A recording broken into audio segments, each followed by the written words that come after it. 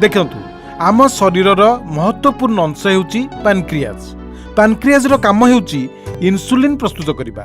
Insulin खाद्य माध्यम रे मिलुतबा सुगार को ग्लुकोज रे परिवर्तन करी शरीरर कोशिकारे माने सेल्स भितरे पहुंचेबारे साहाय्य करे।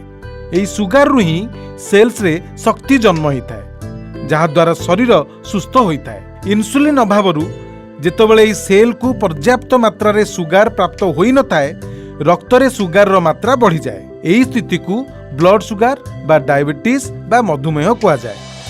मधुमेहर चिकित्सा रे जेते शीघ्रता करा जिवो सेते भलो, कारण एही कारणरू अन्य केते कठिन रोग आपणक शरीर रे जन्म होई जाए एवं आपण धीरे धीरे मृत्युर दिगरे बढ़िबाकू लागिथांती। एइथिपाई मधुमेहर तुरंत चिकित्सा करिबा अति आवश्यक। आउ चरक ऋषि चरक संहितारे मधुमेह को राजरोग कहिसंती एवं यार चिकित्सा को अति दुर्लभ। तेणु वर्ष वर्षर रिसर्च पर खोजी बाहर करा जायछि मधुमेहर कष्टमुक्त सफल चिकित्सा डॉक्टर मधु अमृत रूप में।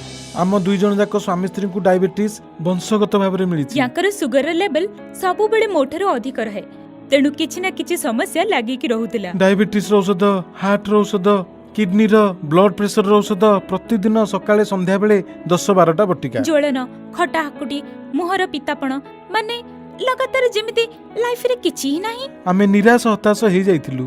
एमिति रे दिने 4 मास पूर्वरु आम अंकल आम गोटे प्रोडक्ट देथिले, डॉक्टर मधु अमृत। प्रथमे तो मु डरी जाइथिली, पुणी गोटे औषध। आमे आको किछि दिन व्यवहार कलु, आमर सुगर लेवल बिल्कुल नॉर्मल को टच हेगला। आम सुगर लेवल को देखिकी डॉक्टर आम औषध कम करदेले। सतरे डॉक्टर मधु अमृत आम मन रे एक नुआ आशा सृष्टि कला।